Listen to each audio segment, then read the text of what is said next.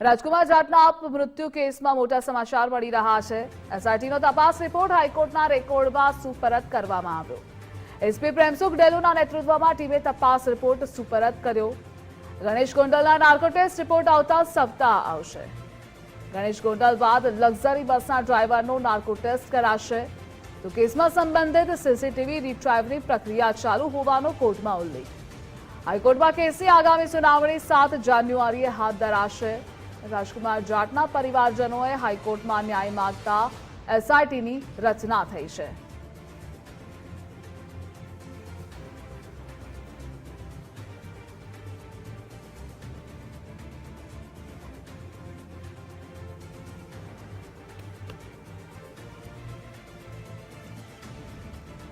અને આ મુદ્દે એસોસિએટ એડિટર ધર્મેશ વૈદ્ય જોડાયેલા છે। ધર્મેશ, આ કેસમાં અપડેટ શું છે?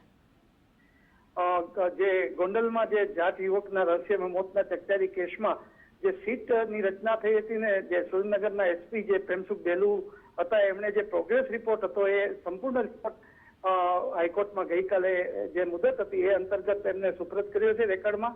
અને હવે ગણેશ ગોંડલ બાદ લક્ઝરી બસના ડ્રાઈવરનો પણ નાર્કો ટેસ્ટ કરાશે તેવા પણ એક સૂત્રો દ્વારા માહિતી મળી રહી છે। સૌથી મહત્વની વાત એ છે કે જે ગણેશ ગોંડલનો નાર્કો ટેસ્ટનો રિપોર્ટ છે એ 15 તારીખે આવવાનો તો, રેકર્ડમાં સબમિટ થવાનો તો, પરંતુ નાર્કો ટેસ્ટનો રિપોર્ટ આવતા સપ્તાહે આવશે, જેથી હાઈકોર્ટમાં હવે આ કેસની મુદત 7મી જાન્યુઆરી રાખવામાં આવી છે। અને સૌથી મહત્વની વાત એ છે કે આ જે ગોંડલના પૂર્વ ધારાસભ્ય જયરાજસિંહ જાડેજાના બંગલે આ મારપીટ અને બાદ અકસ્માત મૃત્યુનો જે કેસ છે અને એમાં જે રહસ્ય ઘૂંટાયું છે એ અંતર્ગત જે રાજકુમાર જાટના પરિવાર છે એ હાઈકોર્ટના દ્વારે આવ્યા હતા ને એ અંતર્ગત અત્યારે જે સીટની તપાસ રચનાનો જે રિપોર્ટ છે એ હાઈકોર્ટમાં સબમિટ થયો છે। મહત્વની વાત એ છે કે ગણેશ ગોંડલનો જે નાર્કો ટેસ્ટનો રિપોર્ટ છે એ આવતા સપ્તાહે આવશે અને લક્ઝરી બસના ડ્રાઈવરનો પણ નાર્કો ટેસ્ટ કરાશે તેવું પણ અત્યારે જાણવા મળી રહ્યું છે। એટલે આ જે ગોંડલમાં જે જાટ યુવકના રહસ્યમય મોતના ચકચારી કેસમાં આગામી 7મી જાન્યુઆરીએ સુનાવણી જ્યારે રાખી છે ત્યારે ઘણી વિગતો બહાર આવે એવી શક્યતા અત્યારે દર્શાવાઈ રહી છે। જી ધર્મેશ, જોડાવા બદલ આભાર આપનો।